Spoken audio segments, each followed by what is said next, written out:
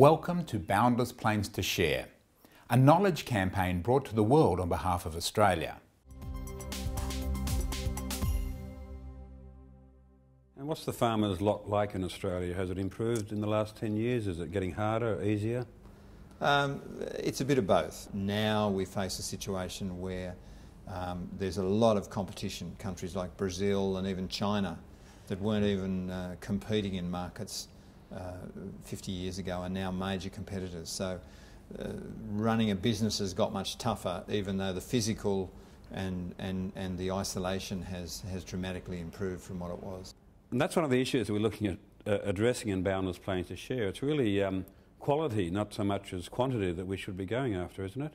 Yes. The old idea of value add used to be, well, we'll have a processing factory here, a wool scourer or a meatworks or whatever.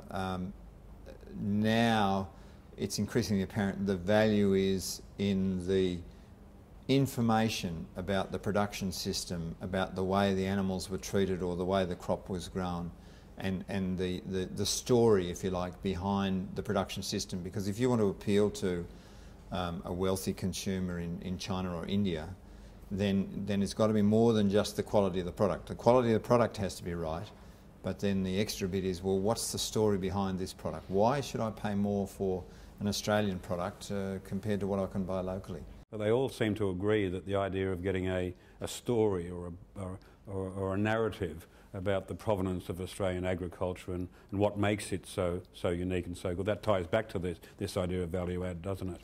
Absolutely, and yeah. I think that the debate about how much value that could bring to the agriculture sector sometimes gets a bit misguided. The fundamental bit is, what's the story? Yeah. And we've got fantastic story to tell. So all those things together amount to a very strong, very positive story that actually resonates with consumers who are concerned about the environment, who are concerned about making sure people are treated fairly and the products that they're buying aren't doing any harm. But we have no story or no common storyline around that sort of stuff at the moment. We don't actually do that. I think we still feel we don't need to do that. How do we tell that story? That's sort of what we're trying to do with Boundless Plains to Share. We're trying to tell that story.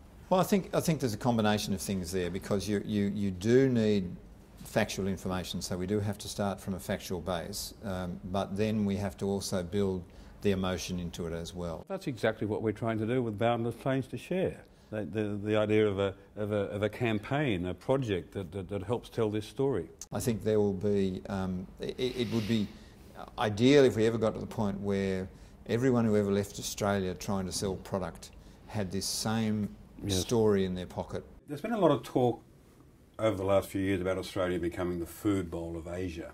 Is that a reasonable proposition? I think that it's not a dream that a country with the technology prowess of Australia, a dream that is high enough. I think we need to dream higher by looking at value adding to what we export from Australia rather than just being a commodity exporter. It's not just a book, it's a highly innovative communications program, and it's permanent. This effort is aimed at improving our export performance, it's true, but it has a number of purely Australian domestic goals too. It will be read widely in our community by industry and government leaders as well as farmers. Let me explain. The book forms the basis of a campaign which is capable of reaching millions through digital and social media distribution, LinkedIn, Facebook, YouTube, Twitter, and many other channels.